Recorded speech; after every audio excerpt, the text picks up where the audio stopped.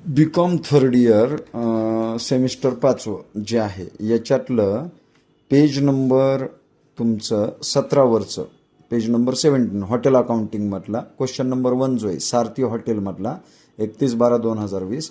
तर हा क्वेश्चन आहे, परंतु हा मुलांनी ट्रान्सफर केल्यानंतर इकडं तर हा टॅली होत नाही, हा क्वेश्चन मॅच होत नाही. 66,500 टोटल का मॅच होत नाहीये? कारण क्रेडिटला इथं 400 जिथे तिथं 4,000चा आकडा आहे आणि इथं रूम्सचा 15,000चा आकडा लिहायचा राहिलेला आहे त्यांच्यात. हे झाले क्रेडिट अमाऊंटमधल्या मिस्टेक. आणि डेबिट अमाऊंटमधल्या इथं जे सन्ड्री प्रोव्हिजन्सला 700 घेतलं होतं तिथं 7,000 रुपये आहे आणि इथं जे 1,700 घेतलेले आहेत ते ॲक्च्युअल अमाऊंट.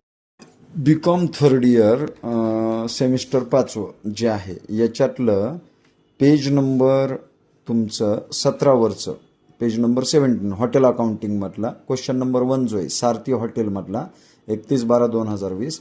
तर हा क्वेश्चन आहे, परंतु हा मुलांनी ट्रान्सफर केल्यानंतर इकडं तर हा टॅली होत नाही, हा क्वेश्चन मॅच होत नाही. 66,500 टोटल का मॅच होत नाहीये?